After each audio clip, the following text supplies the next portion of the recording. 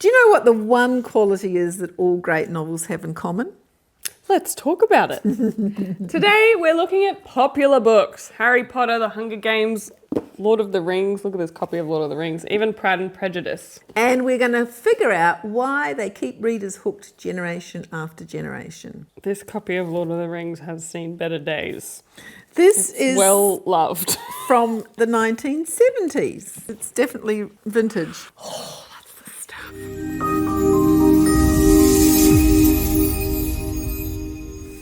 Hi, I'm Rose, Alkira's book designer. And I'm Tahlia, the managing editor. Together we run Alkira Publishing, where we support authors with editing, book design and hybrid publishing. This channel's all about sharing what we've learned to help you succeed on your writing journey. So what do Harry Potter, The Hunger Games, Lord of the Rings and Pride and Prejudice all have in common? Why do people come back to them decades later? Well, it's not luck. And it's not just strong prose. There's one deeper quality they all share. What would you say it was? I'd say a compelling plot, something that pulls you along. Strong characters. But lots of books have strong plots with great dramatic tension that make you want to keep reading. Good point, but they aren't all what we'd call classics. That's right, but not every book that has a strong plot and all the other elements that make for a good book are books that are read over generations. I mean, it's definitely part of it, but there's something even more important. You might be thinking, what qualifies us to talk about this? Well, I've reviewed thousands of books and I was an assessor for the Awesome Indies Book Awards, and of course I'm an editor. And author. And author, And I'm an avid reader, filmmaker, and was way back in the day an advanced English student who had to study many of the classics. Between us, we've seen what makes some books unforgettable while others fade quickly. Okay, so let's start with the book of a generation, Harry Potter. What was it that captured so many of my generation? Apart from being a story about kids in a school, something everyone can relate to, and the mystery around he who must not be named, there's a deeper theme that shines through all the books. So it's this theme that makes it special then? Yeah, at its heart, it's about friendship and loyalty. That's what drives the whole story. And it's what is returned to again and again throughout the series. What about The Hunger Games? I mean, that has such a gripping life or death story that in book one it really grabs you. I don't remember ever finishing a book so quickly, just like not actually being able to put it down. Yeah, the tension level in that story is very, very high. Yeah, I was so stressed reading all of those and watching them. But lots of books have a tension level that high and they're not also considered modern classics. So I'm guessing we're coming back to some deep and meaningful theme there as well. Yeah, well, it's about resilience, determination, and most importantly, the pursuit of justice. Everyone loves an underdog.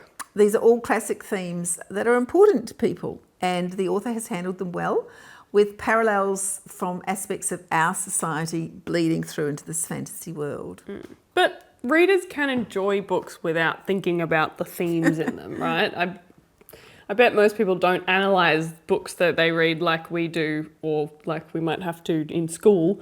So they might not necessarily be aware of those themes. Sure, but those themes and the values held by the protagonist, even if the reader doesn't consciously identify them, are what gives the story emotional weight and staying power over generations. So is it deep and meaningful themes that all of these books have in common?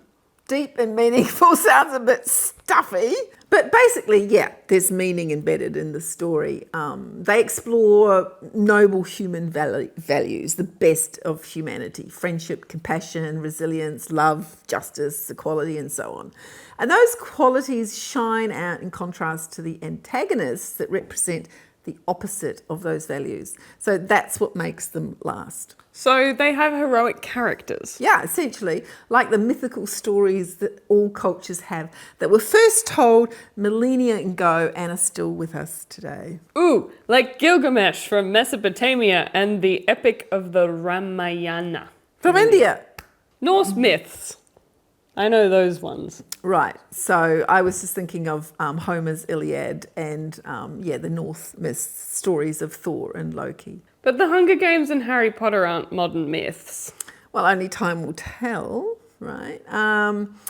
But the point is not whether these books can be called myths or not. It's just that these books deal with the same kinds of themes. And these are themes that are deeply meaningful for humanity, no matter what their culture. They're almost like archetypes as themes, aren't they? The themes are, yeah, that's why they're so powerful. They tap into like fundamental concepts that appear across cultures and throughout literature, art, and human experience. But there's plenty of like purely entertaining books that sell really well and don't have themes in them. Doesn't that count? Not every book that you read has to be, deep and meaningful. But we're not talking about what sells well, right? We're talking about the quality that makes a book truly great. Most books really last in our imagination. They're not memorable. I read heaps of books, but ask me what books I remember, and I might say Lord of the Rings or Siddhartha by Herman Hesse or Oliver Twist by Charles Dickens.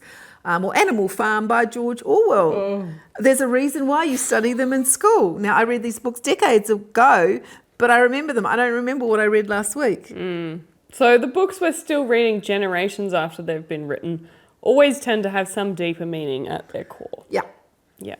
I had to study Wuthering Heights at school, and I remember those characters all being pretty nasty to each other as well. Yeah, well, Wuthering Heights shows us that unchecked passion, revenge, and social cruelty destroy lives, right? While empathy and forgiveness can break inherited cycles of suffering. So these are classic themes because humanity has always struggled with them and probably always will. And those themes require some nasty characters. Yeah, I guess the thing with Wuthering Heights is the nasty characters don't get happy endings in that book, so it's sort of still the good characters get the good endings, and that's the same sort of thing. It's, human courage and goodness win out in the end, essentially, is the underlying theme from all of them. And so I guess Lord of the Rings is about courage, sacrifice, the power of friendship, and good winning out in the end,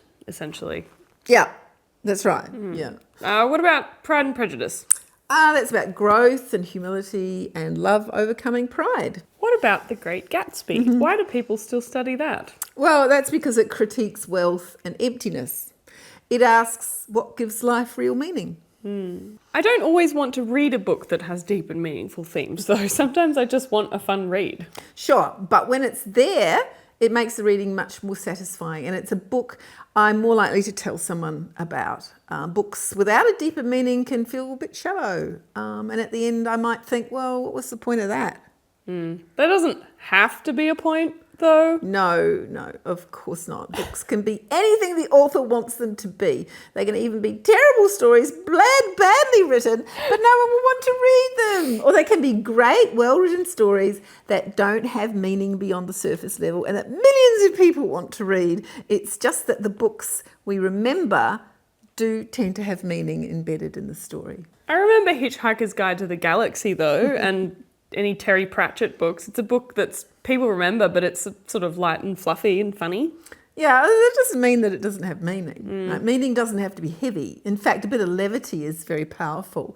There's a reason why all the great stories of different traditions have some kind of clown or trickster figure in them. That's true. Terry Pratchett's is full of comments on society. Yeah, but and archetypal characters. Yeah, and the Hitchhiker's Guide to the Galaxy is just quirky and fun. Yeah. What's its meaning, though? Well, it also explores the absurdity of existence, questioning the search for meaning by suggesting that the universe doesn't have a simple answer, and exploring power and control within bureaucratic and alien contexts. Wow, you remember all that from it? No. No, it was written on the auto cue, so I said it. No, I looked it up on Google. Great. And then put it on the auto cue. And now you're making it really hard for me to edit this. You can edit this video. No. I have read it, right? And as you say, it is a memorable book, if only because it's so bizarre. Well, power and control within bureaucratic and alien contexts is quite a meaningful theme because it relates to all cultures. It does. And it does ask the question, what is the nature of the universe? Specifically, what is the meaning of everything? 42, of course. So deep and meaningful doesn't have to mean somber and serious. is basically what we're saying. Absolutely. Yeah, just leave out the deep part. Meaningful is the word. Right, so you could have a meaningful smut book. Of course. I mean, that is the best kind in any genre. Yeah, I mean, now I think about it, Akatar, that series got really popular, and it, everyone's like, oh, it's very sexy book. But it does also have all of those meaningful themes. It is, at the end of the day, it's about good characters in a world that they're just trying to make better, essentially. And also, if you get to the end of the series, it's like one woman's struggle against addiction and coming into her own power as a human being, which is a universal theme that everyone can relate to. And there's also, beautiful boys with wings in it. So I get why it's popular. Yeah, yeah. So in summary, meaning is the key element in books that we consider great as a society, the ones that tend to be read across generations. But unfortunately, to be read across generations or even widely appreciated, books do need to be well known first. And I bet there are plenty of modern books out there with the potential to be considered great that no one knows about. True, and that's a marketing issue. It's also luck. We can do all the right things as an author and still our brilliant book can languish down the bottom of the Amazon rankings. That's pretty depressing. It's just the way things are. It's a hell of a business. And that's why our personal satisfaction with our own work as authors is more important than how many books we sell. So if I'm an author just starting out, how do I know if my book has this deeper meaning that will allow it to be read across generations? You ask yourself 3 questions. What is the point of my book? What is it saying about the human condition? And is it saying something important about the human condition? So this isn't about tacking on a message at the end. Yuck, no. It has to be embedded in the story, not added on. Yes, it has to be integral to Integral to the story. everyone's values. Yes. So if there's one thing authors should remember from this video, what is it? That novels that last aren't just clever plots, they carry meaning. They explore noble human values that resonate across generations. So if you're working on a book, tell us in the comments what themes you're exploring in the story, if any.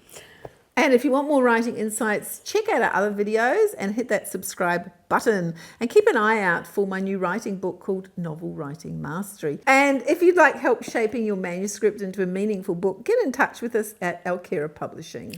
We also have a novel revision checklist that you can download for free. The link's in the description. And if you'd like to talk to us about your book, head to alkirapublishing.com and get in touch. We're always happy to hear from writers who care about quality.